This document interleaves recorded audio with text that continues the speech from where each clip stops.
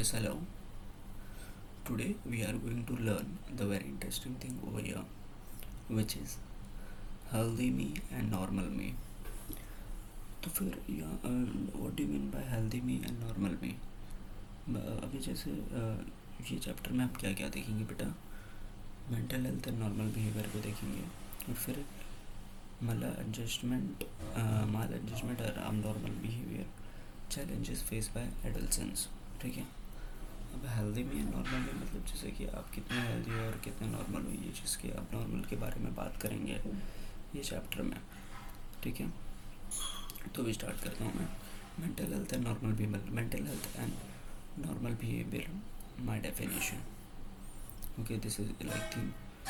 जैसे कि सोचो आप about the words mental health and normal health. What do you mean to you? What would be the criteria for calling some healthy and normal? Try to define.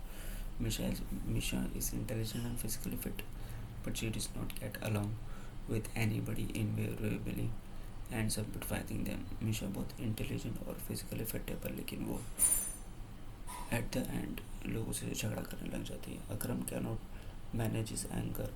Eight times he indulges into self harming behaviour. Akram manage नहीं कर सकता अपने गुस्से को, खुद को harm करने लग जाता है. Christopher gets so tense during his exam that sometimes he turns blank while writing his paper. Christopher अच्छा लड़का था, पर एग्ज़ाम के टाइम पे जब उसको टेंशन आती है तो वो अपना पूरा पेपर पूरा ब्लैंक हो जाता है कि पेपर में लिखना क्या है. Now we are going to look, after looking at the example above, do you feel the need to redefine, change or add to criteria of the healthy and normal that you previously defined? मतलब जैसे कि हमने ये सब example दिया अकरम का, मीशा का. आपको ऐसा चेंज करने का कुछ लगा इनके कि वो क्यों ब्लैंक हो जा रहे हैं? आप मतलब मेरे दिमाग में तो आया था कि जब भी और क्रिस्टोफर को टेंस होना ही नहीं चाहिए तो वो ब्लैंक नहीं होगा. और मीशा इंटेलिजेंट फिजिकली फिट है, फिर भी वो झगड़ा क्यों करती है? नहीं करना चाहिए ना उससे. तो ये सब आप डिफाइन कर सकते हो ना. अभी देखते हैं mental health and normal behavior, ये कुछ indicator. While there can be some disagreement on the absolute definition of mental health and normal behavior, some indicators are seen to be universally accepted to indicate mentally healthy and normal individual. The foremost among this is being a well-adjusted individual. Let us understand more about who could be a well-adjustment individual. अभी यहाँ पे कुछ disagreement बताया गया, पर लेकिन जैसे कि अगर देखा जाए कि माना जाता है जो भी इंसान प्रॉब्लम्स को एडजस्ट करना सीख लिया वो एक इंसान नॉर्मल कहलाया जाएगा. जैसे कि हम सुबह से उठते हैं और रात तक बहुत सारे काम एक्टिविटी करते हैं, पर हमें वही चीज़ पसंद आती है करने में जिससे हम खुद को एडजस्टमेंट महसूस करते हैं या कंफर्टेबल फील करते हैं. तो इस हिसाब से एक नॉर्मल इंसान वही है जो खुद को एडजस्ट कर सके कोई भी सिचुएशन पे, कोई भी सर्कमस्टेंसेस पे.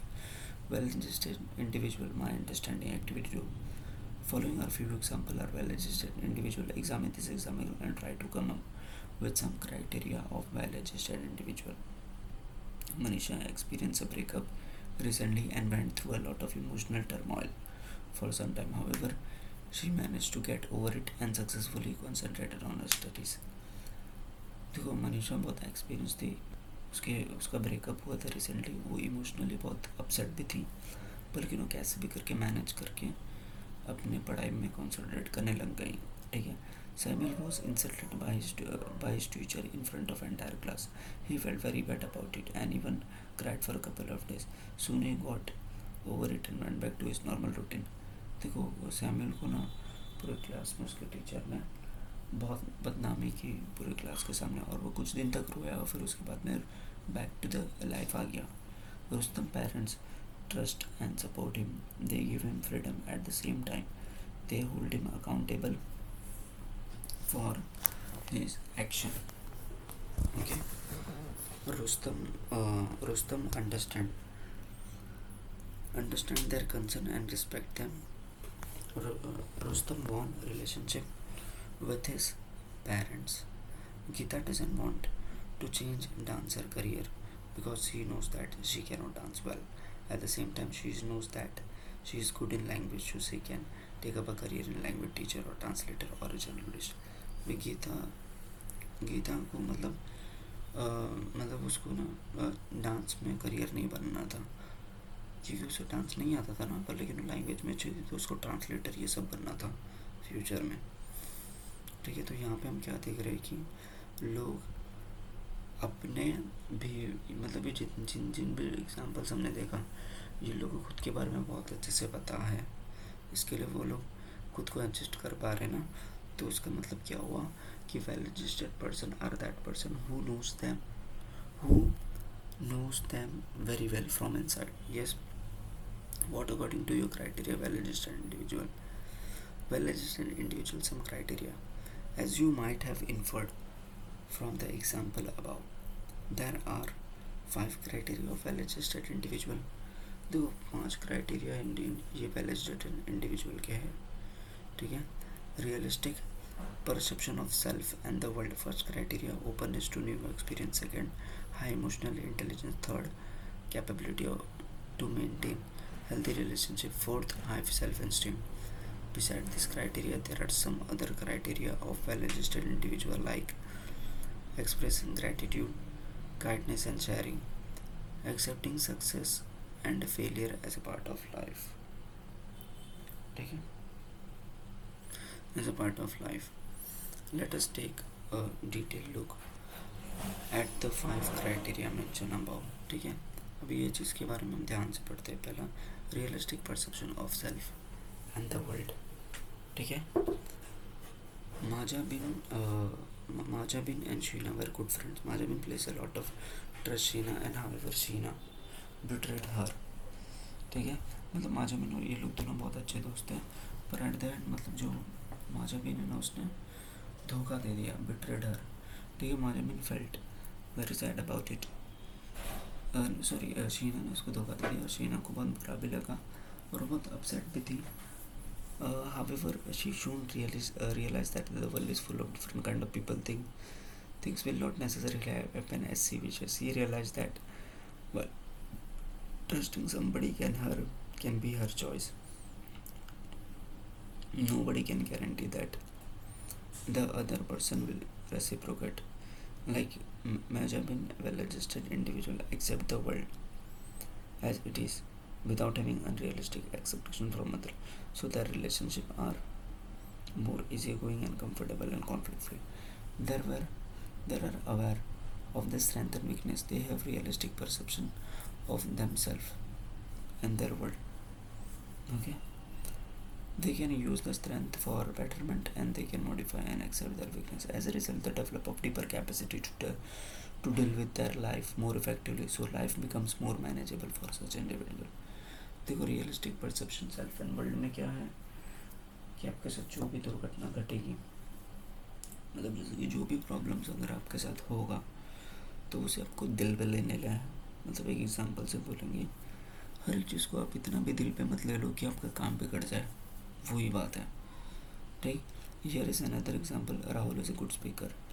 He has won many prizes in elocution and debate competition. In one state level prestigious competition, he failed to get the first prize, but he did not get upset by it, since he knew that in the real world, winning or losing is a part of game. It is impossible to win always. He knew that success or failure is temporary, but hard work and consistency go long way. देखो यहाँ पे कैसा है कि लोग मतलब बोलते हैं ना कि हार्ड वर्क और कंसिस्टेंसी लंबे समय तक चलता है। सक्सेस, फेलियर, हैप्पीनेस और सैडनेस तो आते रहेंगे बीच बीच में। ठीक है, ये एक और एग्जांपल। यहाँ पे राहुल एक अच्छा स्पीकर है, उसने बहुत सारे प्राइजेस जीते हैं डिबेट कंपटीशन में। In one state level present एक जगह फेल हो गया, मतलब बहुत जगह वो पास हुआ पर एक जगह फेल हो गया ना। पर लेकिन यहाँ पे उसने ये नहीं देखा कि अगर मैं पास हो रहा हूँ तो हमेशा पास ही होते जाऊँगा। उसने एक्सेप्ट किया। एक्सेप्टेंस भी इम्पोर्टेंट है यहाँ पे। अभी सेकेंड हमें देखना है ओपननेस टू एक्सपीरियंस। ठीक है. Jenny works in a marketing firm. Recently, she and her colleague were to travel some of the remote rural parts of the state for some office work. Her colleague developed cold feet at the thought of traveling to remote unknown village and interacting with the people there. But Jenny was open to the task and even looked forward to meet different people. ठीक है. तो यहाँ पे देखो यहाँ पे एक jenny और एक उसकी दोस्त है. तो उनको क्या बोला गया कि आपको विलेज में जाके कुछ टास्क करना है. और यहाँ पे उसकी जो कलीग थी उसको तो बहुत गुस्सा आ गया कि मैं नहीं जाऊँगी यहाँ पे. उसने मना कर दिया, इग्नोर करने की कोशिश कर रही हो. लेकिन जेनी ने एक्सेप्ट किया कि अगर हम लोग out of the comfort zone जाएंगे तो हम डेवलप होंगे. An individual who can try new things, who can deal more normally with stranger, is confident in voicing honest opinion fits in this criteria. Such individual try out new things like new fashion, explore new places, reach out the different people comfortably. Well-adjusted individuals are more open to new experience. They don't mind trying new things. They dare to take risk regarding unknown experience. They have confidence in themselves to explore and try new things. अभी openness to new experience ऐसे type के लोग होते हैं जो लोग नए try करने की कोशिश करते हैं. जैसे कि समझो आप एक ही पैटर्न को पिछले कुछ दिन से चला रहे हो और आपका पैटर्न को सब समझ गए, तो वो पैटर्न को ब्रेक करके अलग तरीके से कुछ करना, उसको ही बोलते हैं ओपननेस टू एक्सपीरियंस. मतलब कि आप हर एक चीज़ के लिए रेडी हो न्यू चीज़ करने के लिए. जैसे कि आप रोज़ एक स्पोर्ट्स खेलते हो, ठीक है, तो वो स्पोर्ट्स आप हर 1 साल या 2 साल से खेल रहे हो. लेकिन अगर आप आपको कुछ न्यू एक्सपीरियंस करना है उसमें, तो उसमें आप नए टेक्निक्स और मेथड्स को डेवलप करके वो स्पोर्ट्स खेलोगे. ठीक. ये think about some negative incident in your life when the things didn't go as you wish. Think about times when we're required to move out of your comfort zone and try out a different. यहाँ पे वही चीज़ दी है, activity कर लेना एक बार. Emotional intelligence, ठीक है. A very intelligent student from your class is stressed to achieve a better grades, and he is unable to make new friends or enjoy life. He doesn't share things with others, and sometimes he is so depressed that he falls sick very often, becomes nervous at things like losing marks or losing his rank in the class. The term emotional intelligence was coined by Michael Beltot in 1964, and Daniel Goleman further elaborated the term. According to Meyer and Salovey, emotional intelligence is the ability to pursue one's own and other emotion, to discriminate among them, and use the information to guide one's thinking action. It has four proposed abilities: perceiving emotion, using emotion, understanding emotion, managing emotion.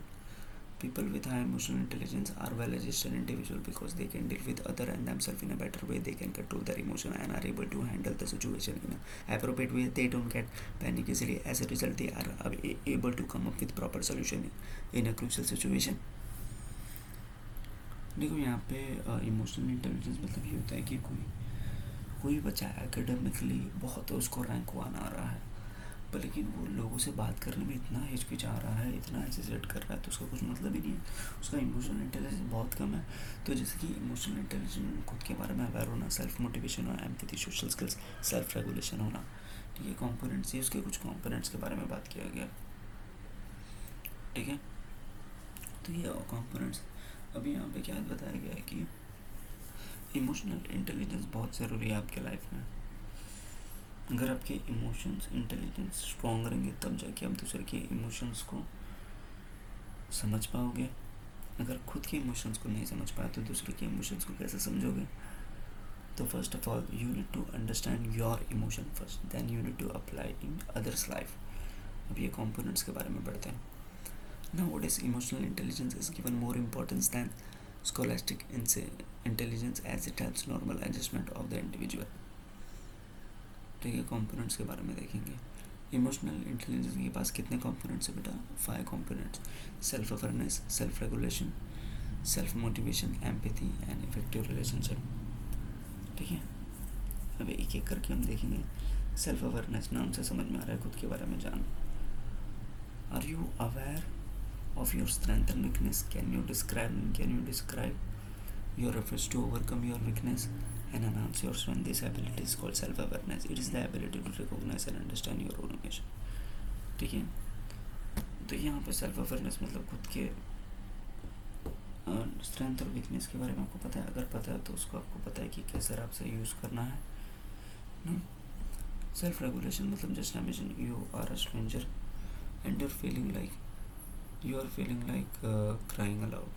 Okay, and have you ever control yourself in situation? Have you ever control your laughter just because you felt other person will feel bad? Self regulation, controlling expression your emotion. It is the ability to express ourselves appropriately in right place and right time. Self regulation मतलब ये होता है कि एक तरह से ध्यान से समझो, एक क्लास में एक टीचर बहुत अच्छे से सेल्फ रेगुलेशन करता है खुद को बच्चों के सामने। ठीक है, क्योंकि पहली बात तो रोज़ अलग अलग इमोशंस को देख रहा है और उससे अलग नॉलेज गेन हो रहा है। ठीक है, तो सेल्फ रेगुलेशन मतलब ये होता है कि आप खुद के इमोशंस को समझ के उसको कंट्रोल रेगुलेट करते हो, ये चीज़ है। It is one of the motivation to change. Have you ever gone for a track और help out physically challenged person just because you wanted to?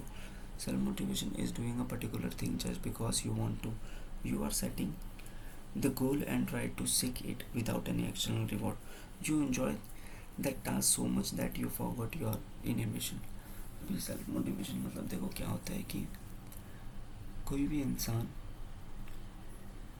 बिना, आज के टाइम पे लोग जैसे ही घर से बाहर निकलते हैं लोग म्यूज़िक सुनने लग जाते हैं और सोचते और म्यूज़िक से वो रास्ता या जो भी वो जर्नी को ख़त्म करते हैं। तो ये एक तरह से सेल्फ मोटिवेशन नहीं है ना, क्योंकि इनको गाने की तरफ से मोटिवेशन मिल रहा है।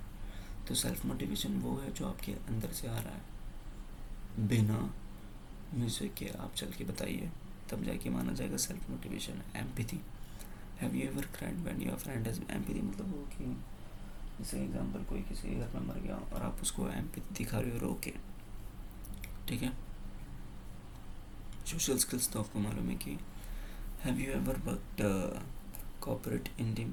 Social skill is the ability to interact well with other, and some important social skill include active listening, verbal communication skill, non-verbal communication skill, leadership and persuasiveness. Okay, ये चीज़ है थिंक। और फिर उसके बाद है हेल्दी रिलेशनशिप।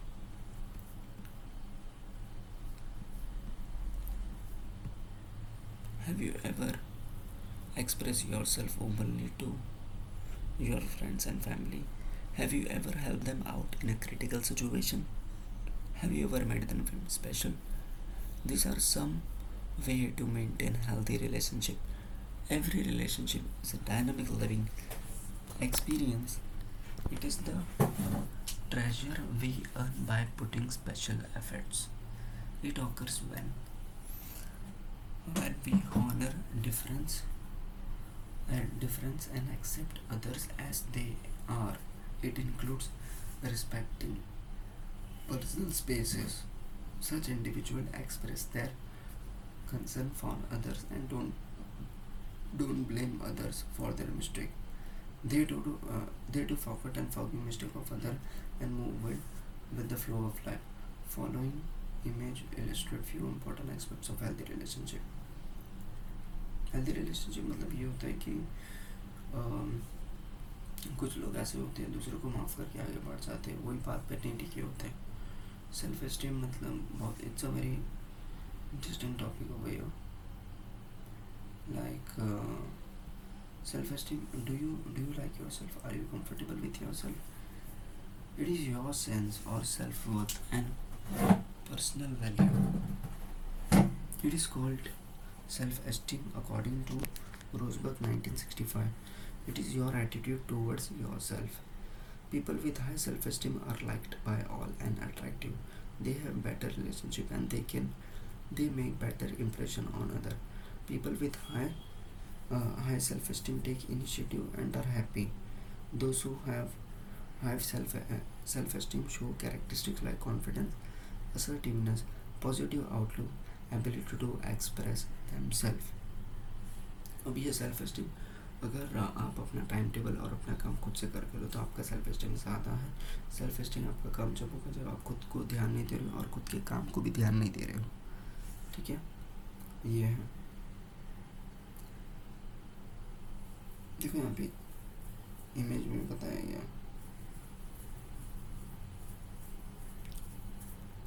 अभी ये चीज़ें बाद में देखेंगे, इतना जो है. ठीक ठीक है. So we are going to learn the next part, like the next thing. Okay, time is also over, correct?